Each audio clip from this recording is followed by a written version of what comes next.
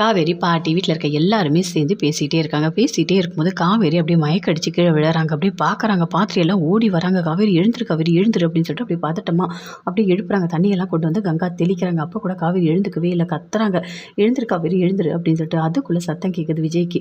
என்ன இது சத்தம் கேட்குது அப்படின்னு சொல்லிட்டு அப்படியே ஓடி வராரு. ஓடி வந்து பார்க்குறாரு.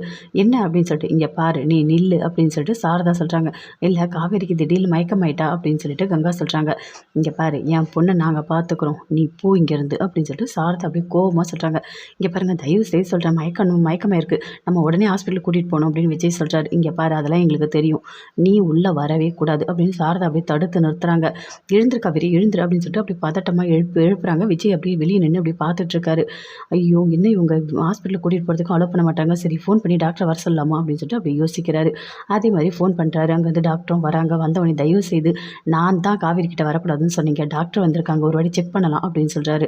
அப்படியே உள்ளே போகிறாங்க. போயிட்டு பார்க்குறாங்க. பார்த்துட்டு இங்கே பாருங்கள் ஒரு நிமிஷம் இருங்க, நான் செக் பண்ணிவிட்டு சொல்கிறேன் அப்படின்னு சொல்லிட்டு அப்படி செக் பண்ணுறாங்க. வெளியே அப்படியே ஒரு மாதிரி டென்ஷனாக நிற்கிறாரு.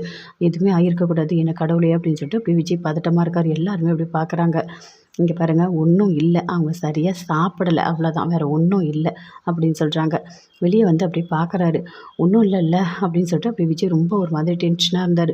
இல்லைங்க இல்லை, நீங்கள் டென்ஷன் ஆகிற அளவுக்கு ஒன்றும் இல்லை, அவங்க சரியாக கொஞ்சம் சாப்பிடல போல இருக்குது, அதான் மயக்கம் வந்திருக்கு, வேறு ஒன்றும் இல்லை, நான் டேப்லெட்லாம் எழுதி கொடுத்துருக்கேன், அதை நீங்கள் கரெக்டாக கொடுங்க, வேறு எதுவும் இல்லை அப்படின்னு டாக்டர் சொல்கிறாங்க.